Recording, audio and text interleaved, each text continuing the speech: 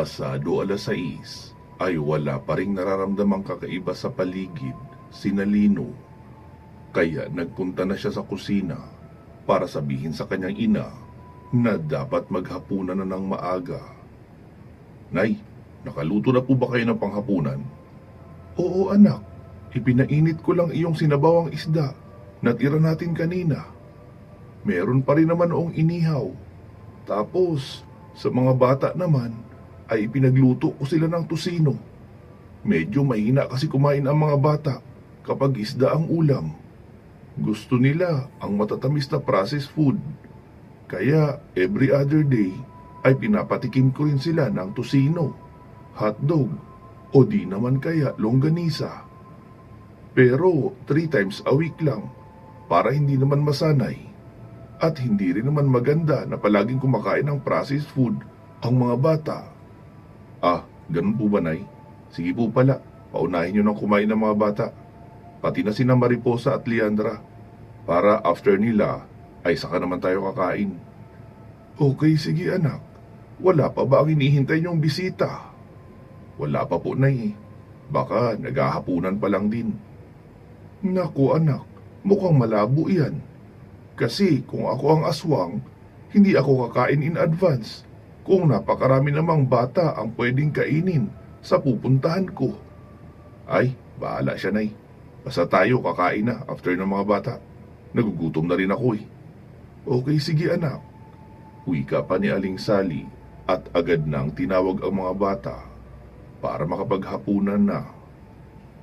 Si Lino naman ay muli nang bumalik sa labas para samahan roon si Tingting. Sabi naman ni Tingting, ano Kuya Lino, kakain na ba tayo? Hindi pa, Ting. Pinauna ko muna ang mga bata. Siya nga pala, Tay. Doon ka na muna sa loob habang hindi pa namin naililigpit ang aswang na inaasahan natin. Mahirap na. Galit ang aswang na iyon at papatayin niya kahit sino sa atin ang makita niya rito sa labas. Kaya mas mabuti kung kami lang ni Tingting ang narito. Eh paano naman anak si Tingting? Ligtas ba siya kung siya lang ang mag-isang maaabutan ng aswang? Naku Tay, parang hindi nyo naman nakita ang moves ni Tingting kagabi. Maliban sa mga tinatagong moves ni Tingting, meron din naman niyang buhok ng tikbalang na magagamit kapag gustuhin niya. Siya nga pala anak, nasaan ang buhok ng tikbalang na meron ka? Wala na Tay, ibinalik ko na kay Rene. Hindi ko naman kailangan ng gintong buhok niya para tulungan niya ako sa mga misyon. Basta sabihin ko lang ay gagawin niya naman. Parang si Ron, hindi ko naman nakuha ang gintong buhok noon, pero palagi rin kasama sa mga misyon. Mas mabuti na iyong kusang loob nilang ginagawang pagtulong para may saya sa puso nila ang pagprotekta sa atin. Sa bagay, tama ka naman dyan anak. Sige pala, papasok na ako. Pwede ka na sigurong sumabay sa mga bata kumain Tay. Kasabay na rin roon sila Mariposa at Leandra. Oo sige anak, kakain na ako. Wika pa ni Mang Roland at agad nang pumasok ng bahay. Makalipas ang mahigit kalahating oras ay bumukas ang pinto. Tapos sumilip si Rosalia. Lino, Tingting, kakain na raw sabi ni nanay. Oo sige, sagot ng dalawa at pumasok na. Matapos makapaghapunan ay agad nang pumesto si Rosalia sa may sofa na inilipat niya sa tapat ng main door. Habang may hawak siyang 245 caliber na baril. Pero dahil sa tiwala naman siyang naroon si Lino at Tingting sa labas, kaya hindi siya gumamit ng bala na naisawsaw sa blue sodium solution. Gusto niya lang saktan ng aswang gamit ang mga bala, kaya 2 baril ang inihanda niya. Ang mga bata naman ay pinaakyat na sa taas at sinabihan ni Lino na magkulong lang sa kwarto kasama sina Mariposa, Leandra, Nanay Sally at Tatay Roland. Sina Lino naman ay doon naupo sa may gate habang nakapatay ang ilaw na paumagahan roon. Tapos nakahawak siya kay Tingting para madamay iyon sa unang antas ng tagabulag na ginagamit niya. Sumapit ang 9:00 ng gabi. Kasalukuyang nakatingin si Rosalia sa kanyang cellphone kung saan naka-open ang kanyang wireless CCTV na nakatutok sa labas. Nakita niyang isang tila itsurang unggoy na aswang ang bumagsak sa may likuran o sa kaliwang bahagi ng bahay o doon sa may gulayan. Napasabi na lang si Rosalia, "Naku, aswang ka. Sa dami ng pwede mong pagbagsakan, diyan ka pa talaga naglanding sa taniman ng pechay. Paborito ko pa naman yan." Iiling-iling na wika pa ni Rosalia. Naka-motion sensor naman ang kanyang CCTV, kaya habang naglalakad papalapit sa bahay ang aswang na tila isang gorilya ang itsura, ay nakasunod rin roon ang pagkakatutok ng CCTV. Kaya kitang-kita niya noong naroon na sa harapan ng main door ang aswang at magbubukas ng pinto. Pagkabukas ng aswang ng pinto ay nakatutok na sa kanya ang 245 caliber na baril ni Rosalia, sabay sabing, "Surprise!" Pagkasabi lang noon ni Rosalia, ay agad nang nag-open fire at tinadtad ng bala ang katawan ng dumating na aswang na si Mang Mario. Sabi naman ni Lino, "Ibig sabihin, hindi naglak ng pinto si Rosalia? Ang usapan, nakalak yun dapat, di ba? Naroon lang siya para kung sakaling magpilit pumasok ang aswang, ay makakadepensa siya. Tapang talaga ng babaeng ito." Wika pa ni Lino na napapakamot na lang ng ulo. Sa bahagi naman ng aswang ay bahagya yung napapaatras pero hindi natumba. Halos lahat ng bala ng baril ni Rosalia ay bumaon sa kanyang balat, pero dahil sa mataas na uri siya ng aswang at kargado rin siya ng orasyon at anting-anting na nakabaon sa katawan, kaya walang panama ang epekto sa kanya ng pangkaraniwang bala na walang kargang mataas na antas na orasyon. Nanlaki ang mga mata ni Rosalia noong akmang papasok na ang aswang sa loob ng bahay. Wala siyang dalang reserbang bala dahil hindi niya naman inakala na hindi iindahin ng aswang ang 2 magazine na bala ng 45 caliber. Mabilis sumakbang ang aswang, sabay akmang kakalmot na kay Rosalia, na hindi rin kaagad nakatayo dahil naroon siya sa upuan. Pero bago pa man makarating ang mahabang braso ng aswang na may matatalas na kuko sa dulo ng bawat daliri, ay biglang may kulay asul na bilog na uso ang tumama sa dibdib noon. Unang tama ay napaatras na kaagad ang aswang papalabas ng pinto, at noong pumangalawa pa ay tumalsik na talaga iyon sa malayo at nakarating sa isang puno sa loob lang din mismo ng compound. Nagulat si Rosalia at napatingin sa likuran. Nakita niyang naroon nakangiti si Gabriel na nagliliwanag ng asul ang mga mata. "Ang galing ko, mami, no? Ang layo ng kinatalsikan niya." Wika pa ni Gabriel. Sabi naman ni Rosalia, "Hala, bakit ka bumaba?" "Para po maghintay ng pagkakataon na makatulong." "Salamat ha, pero sana hindi ka na bumaba. Nariyan naman sa labas si na papa mo." Napalingon naman si Rosalia sa malaking aswang noong marinig niya iyong umaangil. Mabilis na iyong tumakbo papabalik sa bahay para muling umatake kay Rosalia. Pero pagkarating noon sa may pinto ay muli ring tumalsik dahil may nakaharang na kulay asul na shield. Sabi pa ni Rosalia, "Anong nangyayari? Bakit hindi siya makapasok?" "Ako po, mami. Di ba ang sabi ni Papa Lino, hindi mahalaga ang pagpaslang sa mga aswang? Ang mahalaga ay protektahan ang pamilya natin at ang pamamahay din natin. E di naglagay na rin ako kaagad ng shield para hanggang dyan lang siya sa labas. Okay na ako dahil natira ko na rin naman siya at napatalsik sa malayo. Sila Papa na ang bahala sa kanya dyan sa labas." "Okay, sige. Ibabad mo muna yung shield ha, habang hindi pa napapaslang ni Papa mo ang aswang na yan." Wika ni Rosalia habang nakatingin sa aswang. Napanay ang suntok sa shield pero hindi naman makatagos. Sa bahagi naman ni Lino at Tingting ay tatakbo na sana si Tingting papalapit sa main door noong makitang sumugod na ang aswang papasok, pero bigla siyang pinigilan ni Lino. Sabi naman ni Tingting, Mapapahamak si Rosalia, Kuya Lino, kapag hindi tayo lumapit kaagad. Hindi, Tingting. Magtiwala ka sa akin. Walang mangyayaring masama kay Rosalia. Ha? Paano mo nalaman? Nasa sala si Gabriel. Paano muli nalaman yun? Nararamdaman ko ang aura ng Kyanite at hindi basta mababang antas. Nasa 100% ang nakahanda na kumawala. Ha? Sigurado ka dyan? Muli pang tanong ni Tingting. Pero bago pa sumagot si Lino ay nakita na nilang tumalsik sa malayo ang malaking malahalimaw na aswang. Hala, ang lakas nun! Wika pa ni Tingting. Sabi naman ni Lino, tara, dahan-dahan na tayong lumapit. Wika ni Lino habang nakaakbay pa rin sa balikat ni Tingting para hindi mawala ang cover nilang tagabulag. Muling nagsalita si Lino. Titigan mo mabuti ang bahay, Ting. Nakikita mo yung glow na kulay blue? Hala, oo nga. Ano yan, Kuya Lino? Shield, nagawa ni Gabriel. Hindi ko naisip na may sarili ng fighting strategy si Gabriel. Mas pinili niyang protektahan ang buong pamamahay kaysa ipagpatuloy ang laban at paslangin mag-isa ang aswang. Alam niyang narito tayo sa labas, kaya pinrotektahan niya na lang ang bahay at ipinaubayan na sa atin ang laban. Mahabang paliwanag pa ni Lino, tapos nakita nila na panay na ang suntok ng aswang sa shield pero hindi iyon tinatablan.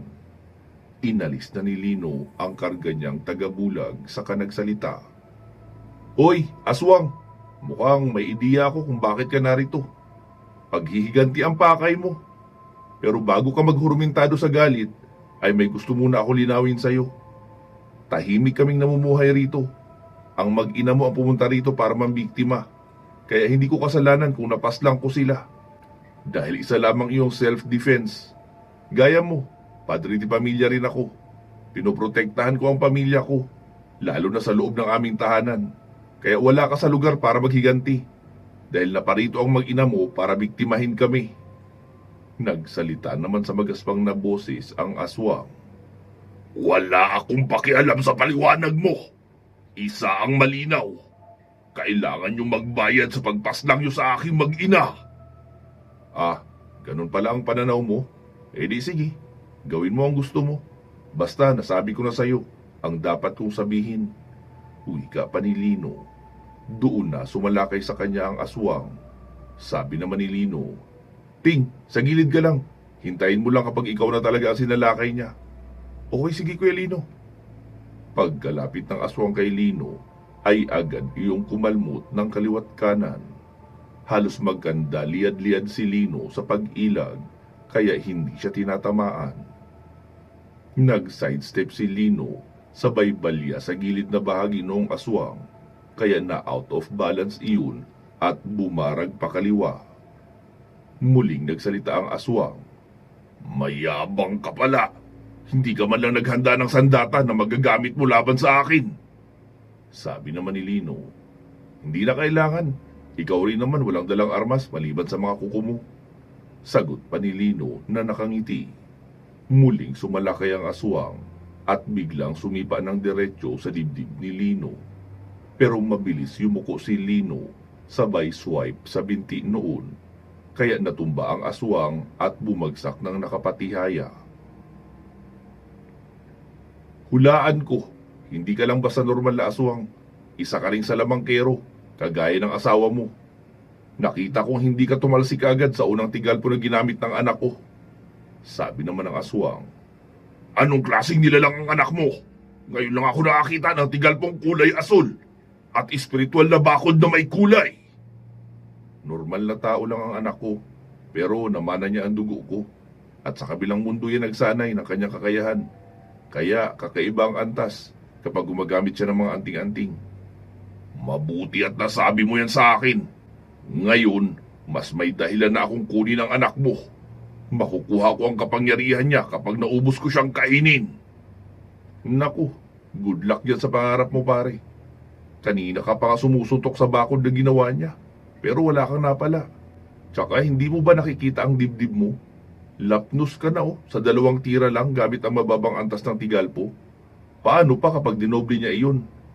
Masyado kang madaldal. Uunahin kitang tapusin. Sigaw ng aswang at agad tinalunan si Lino para igupo. Pero isang malakas na tigal po ang inilabas ni Lino mula sa kanyang kamay na nagpatalsik sa aswang. Dahil napuruhan kaya hindi iyon kaagad nakabangon. Kung sa anak ko pa lang ay nahirapan ka na, sa tatay pa kaya? Wika pa ni Lino. Pero hindi na umimik pang muli ang aswang. Bumangon iyon at muling sumalakay na tila yayakapin si Lino. Agad namang tumalo ng mataas si Lino, sabay bitaw ng roundhouse kick. Kaya umiba ang direksyon ng aswang at napasubsob sa unahan. Umangin lang malakas ang aswang at muling pinilit ang katawan na ibangon. Pero nakakatatlong hakbang pa lang iyon ay nakita niyang nakaturo na sa itaas ang kamay ni Lino. At sa paghakbang niya ng ika-4 ay nakaturo na ang kamay ni Lino sa direksyon niya. Kasunod ng isang malakas na guhit ng kidlat. Doon na kumisay ang aswang at napakabilis naging baga at naging abo na rin. Sabi naman ni Tingting, "Akala ko naman ibabalato mo yun sa akin." "Hindi na, Ting. May lakad tayo bukas. Ayokong magkasugat o magkapinsala ka. Malakas na aswang yun dahil isa rin iyong salamangkero na gumagamit ng mataas na orasyon. Kaya kailangan ko na siyang tapusin kaagad." "Okay, sabi mo eh." Wika pa ni Tingting, tapos kinuha ang dustpan, saka dinakot ang abo noong aswang at itinapon sa gilid ng pader. Nag-spray na rin ng tubig sa harapan ng bahay para mawala ang bakas ng abo noong aswang. Bigla namang nagsalita si Gabriel sa may pintuan habang katabi si Rosalia. "Papa, ang galing ko, di ba?" "Oo, ang galing mo nga anak. Pero paano ka nakatakas kay mama mo?" "Sabi ko po, naiihi ako, kaya pinayagan niya ako lumabas ng kwarto." "Ibig sabihin nagsinungaling ka?" "Hindi po, Papa. Totoo naman na umihi ako. Hindi nga lang ako bumalik agad sa kwarto dahil gusto kong manood sa laban niyo. Kaso pagkababa ko ay nakita kong papasugod na ang aswang kay Mami Rosalia. Kaya sinabi ko kaagad kay Apo Asul na pahiram ako ng 100% ng kyanite." "Paano mo nalaman ang tungkol sa mga porsyento na yun?" "Kapag natutulog po kasi ako, ay nagkikwentuhan kami ni Apo Asul sa panaginip ko. Marami siyang kwento sa akin, kaya tinatandaan ko rin. Karamihan ng kwento niya ay tungkol sa mga misyon mo na kasama siya, kaya marami ako natututunan." "Magaling ka talaga anak, at magaling ang ginawa mo na hindi mo itinuloy ang pakikipaglaban sa aswang. Mas inuna mong protektahan ang pamamahay natin." "Opo, Papa. Tinandaan ko po yung habilin nyo. Protektahan ang pamilya natin bago patayin ang aswang. Nariyan naman po kayo ni Tito Tingting sa labas, di ba? Kaya kayo na ang bahala. Ibinuhos ko na lang ang enerhiya ng kyanite sa paggawa ng shield para sa buong bahay natin." "Magaling nga talaga ang ginawa mo anak." Bigla namang may nagsalita mula sa may likuran. "Sorry Lino, ayoko naman sanang palabasin niya si Gabriel.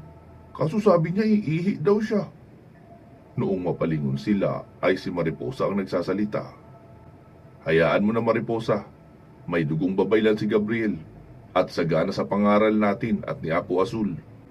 Kaya alam niya na magdesisyon ng tama, lalo kapag may kalaban na darating. Sige na Gabriel, pwede na kayo matulog sa kwarto nyo. Sabihan nyo na rin sina Tita Jenjen na bumalik na sila sa kwarto nila para makatulog na rin." "Okay po Papa." Wika pa ni Gabriel at umakyat na. Pagkalapit naman ni Lino kay Rosalia ay sabi niya, "Di ba ang usapan, nakalak ang main door at kaya ka narito sa loob para magprotekta kung sakaling magpilit na pumasok ang aswang?" "Oo Lino, alam ko naman yun. Kaso kailangan kong subukan ang kakayahan ng mga bagong bala na dumating. Malakas daw yun sabi ni Joaquin."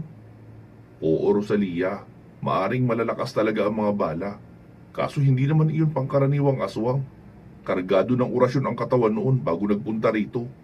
Kaya kahit pa siguro RPG ang gamitin mo sa kanya, ay tatalsik lang iyon sa malayo pero hindi mamamatay."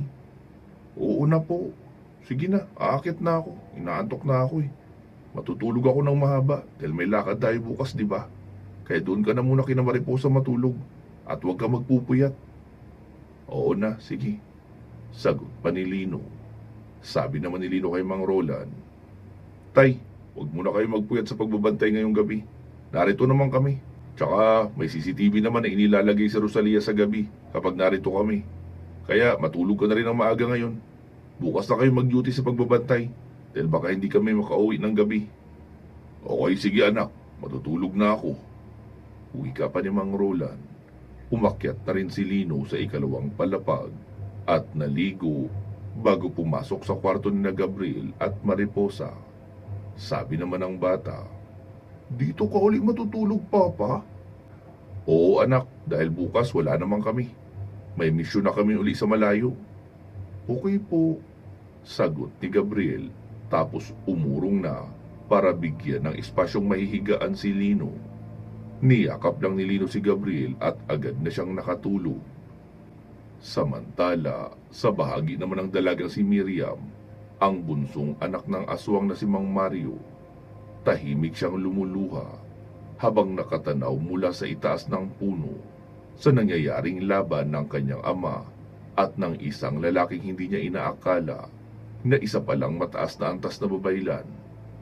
Noong makitang naging abo na ang kanyang ama, ay kaagad na siyang lumipad papalayo at umuwi na sa kanilang bahay. Gaya noong nakaraang gabi, crash landing uli ang pagkakabagsak niya sa lupa noong dumating siya sa harapan ng kanilang bahay. Umiiyak kasi siya at kahit naroon na siya sa lapag at walang kahit anong saplot, ay patuloy pa rin siya sa pag-iyak. Wala namang makakarinig o makakakita sa kanya sa ganoong kalagayan. Noong mapagod na sa pag-iyak, ay tumayo na siya at dinampot ang tuwalya na nakasampay sa harapan ng bahay at dumiretso na sa kanilang banyo at naligo. Alam niya na ang dapat niyang gawin. Kailangan niya nang makihalubilo sa mga tao at mamuhay ng tahimik habang inililihim ang kanyang pagiging isang aswang. Wala na siyang balak na maghiganti pa sa pumatay sa kanyang mga magulang. Narinig niya ang mga sinabi noong lalaki pumatay sa kanyang pamilya na hindi nito intensyon na patayin ang mga magulang niya. Layunin lamang noon na protektahan ang pamilya laban sa kahit sino na may gustong manakit sa kanila. Kaya para kay Miriam, tama ang lalaki. Self-defense lang ang ginawa noon at hindi krimen. At ang mga magulang niya lang talaga ang sadyang mahilig maminsala ng mga inosente at mga pamilyang nananahimik. At wala siyang balak na gayahin ang mga iyon. Mahal niya ang buhay niya. Bata pa siya at hindi pa na-explore ang mundo ng mga tao. Kaya agad na siyang naligo, nagbihis ng damit pambiyahe. Naglagay na rin siya ng iilang pirasong mga damit sa isang backpack at ang malaking halaga ng pera na naipon ng mga magulang niya mula sa mga nakukuha nilang pera sa kanilang mga nabibiktima. Sobra-sobra pa iyon sa kailangan niya para makapagrenta ng kwarto sa isang boarding house sa Kamaynilaan at mamuhay na walang inaagrabyadong iba para wala ring magtangka na tapusin ang buhay niya. Noong maihanda na ang mga dadalhin sa pag-alis, pati na ang sarili, ay kinuha na ni Miriam ang kanilang 4 na pirasong gasera at ibinuhos sa mga dingding ng kanilang bahay ang lamang gaas o kerosene. Saka sinindihan, saglit siyang tumayo sa harapan ng kanilang bahay na unti-unting tinutupok ng apoy, kasabay ng tahimik na pamamaalam sa alaala ng kanyang mga magulang. Sumumpa siya sa sarili na kakalimutan niya na ang nakaraan at hindi tutularan ang naging buhay ng kanyang pamilya. Noong halos matupok na ang kanilang kubo, ay naglakad na siya pababa ng bundok upang tunguhin ang highway at doon na siya mag-aabang ng bus na sasakyan patungo ng Maynila at doon na mamumuhay ng tahimik. Pansamantala po muna natin puputulin dito itong ating kwento. Magsama-sama tayong muli sa part 339. Mag-iingat po kayo palagi at hanggang sa muli.